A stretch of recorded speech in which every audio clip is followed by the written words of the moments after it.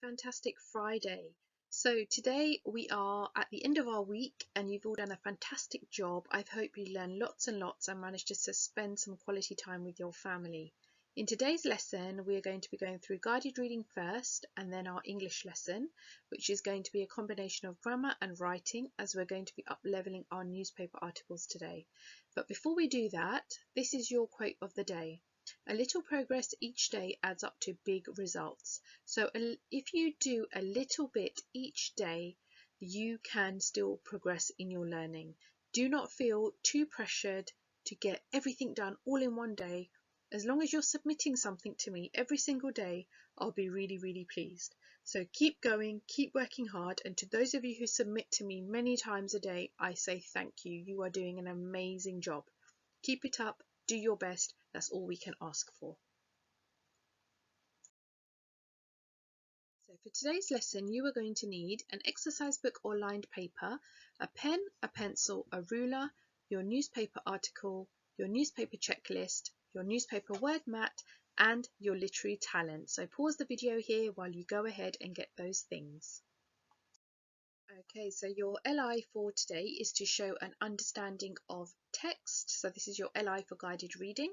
I have got a text for you about Aristotle, who is a very famous philosopher. I want you to read through the text and look at the questions which are on the next slide, and you should be able to find all the information that you need for the answers from this text. So pause here while you have a read. Use the dictionary if there's words that you do not understand. Okay, so these are your questions. What do you know about the early life of Aristotle? What did he do in Mysia? What did some writers claim about Aristotle? Where did Aristotle set up his school? How many subjects did Aristotle study? What were the teachings of Aristotle and when did he die? So you are going to go through the text and answer these questions in full sentences. Take your time, pace it out, and do your best. So pause here and have a good go at this comprehension. Okay, so here are the answers to your questions. Number one. The answer to number one is, he was born in a Greek colony about 350 years before the birth of Christ. His father, Nicomachus, was the physician for the king of Macedonia. His father died when Aristotle was quite young. When he was 17 years old, he was sent to Athens to study. He joined the academy and studied for 20 years under Plato, who was the great philosopher and teacher of the time. Number two. When Plato died, Aristotle left Athens and went to Mysia, where he taught for 3 years in the king's court and married his daughter Pythias. They had a daughter together, but Pythias died when she was young. Number three. Some writers claim that King of Macedonia invited Aristotle to come and teach his son Alexander, who actually went on to become Alexander the Great, who is a brilliant conqueror. The reason they said that some writers claim is that we don't know for true fact that he was invited. It is assumed, with evidence that has been seen, that he was invited. Where did Aristotle set up his school?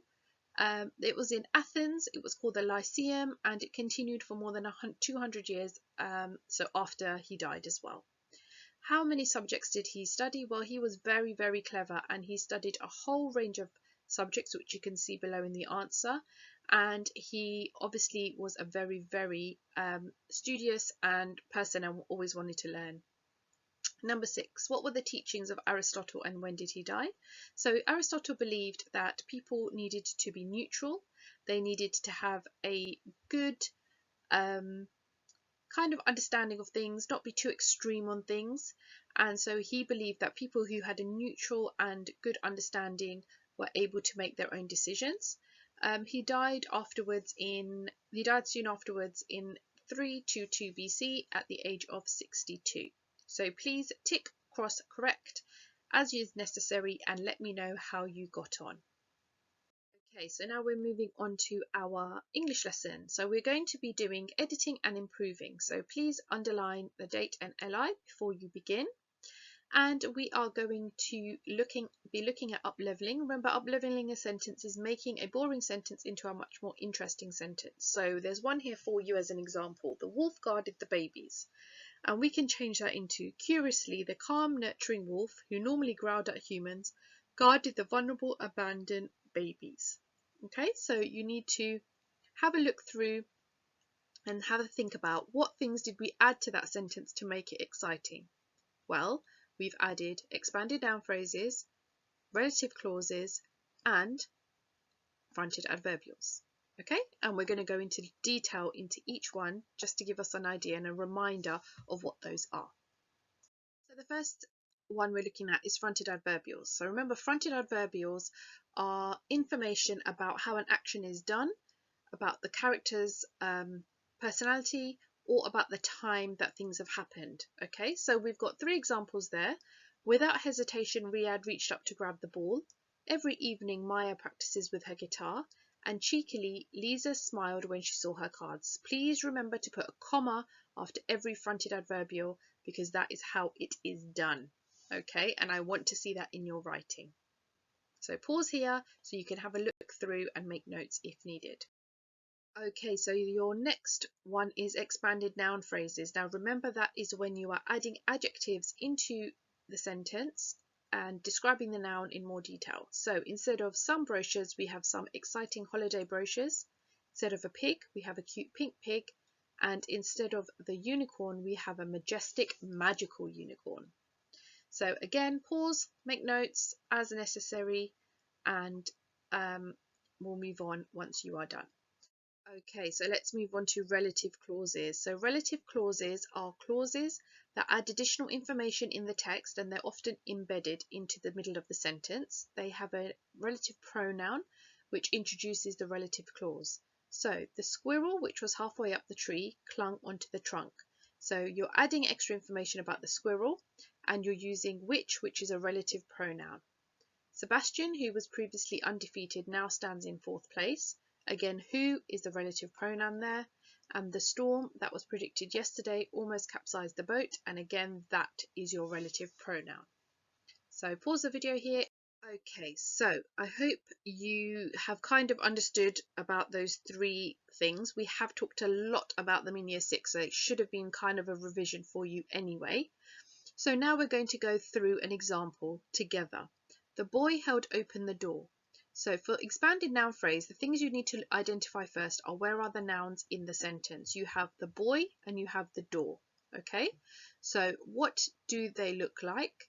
Think about the personality of the boy, how they might be feeling. Think about the condition of the door. Think about what age the child is and what size the door could be. Okay, so for example, you could say the boy who was feeling happy held open the door. Or you could say the boy who was 11 years old held open the door. Okay, so you're adding some additional information. So pause the video here and I want you to have a go at adding your own noun phrase into the sentence. Okay, so for the next box, you're looking at fronted adverbials. So you'll need to think about when did it happen? So when did he open the door? Was it yesterday? Was it 3 days ago? Was it in the afternoon? Does he do it frequently? Where was the door? Where was the door? How did he hold it? How long had he been there? And what state was he in? So you could say, yesterday the boy held open the door, or you could say, while walking down the blue corridor, the boy held open the door. Okay, so you can refer to any of those questions to help you. So pause here and go ahead and add your fronted adverbial into your sentence. Okay, so moving on to the second box, which is relative clauses. Remember, the relative noun is pronoun is who, which, whose, or that. So we could say the boy who was feeling polite or who was being polite held open the door. Okay, and that would be your embedded clause in that sentence. So again, I want you to pause, have a go at adding your relative clause to this sentence. Okay, so let's see what we've done so far. So we could say, after lunch, the sensible, responsible boy whose job it is to tidy up held open the blue classroom door. Okay, so that is a much better sentence. You've got a combination of fronted adverbials, expanded noun phrases, and a relative clause in there. Okay, so that is really, really good and a really easy way to up-level your sentence very, very quickly. Okay, so now we are going to move on and have a go at doing some of our own. So this is what I would like you to do. I would like you to write these sentences in your book, and I want you to have a go at adding the 3 things to your sentences: fronted adverbial, expanded noun phrase, and a relative clause. So up-level those sentences and send them in to me so that I can see how well you are doing. I'm sure you're going to be amazing at this, and I'm sure I'm going to see a huge range of sentences from you. So please make sure you pause here and take your time going through those sentences. Okay, so for your final task, I need you to go back over the article that you have written about the suffragettes, and I want you to include your check to see if you've included fronted adverbials, relative clauses, and expanded noun phrases in your writing. If you haven't, I would suggest you stop here and go back and add in all of that work, all of those words into your writing so you can edit your work. Okay? Now, if you've done that, I want you to go through the checklist and I want you to see if you've included all of the features in your writing. Again, if you haven't, please use a different colour pen and edit your work. You can ask an adult to help check over your work, and I would like you to email it to me at the Year 6 email address. Please don't worry if it looks messy. If you have edited your work, that is brilliant, and I would love to read your work. I look forward to seeing you again on Monday, and have a lovely, lovely weekend.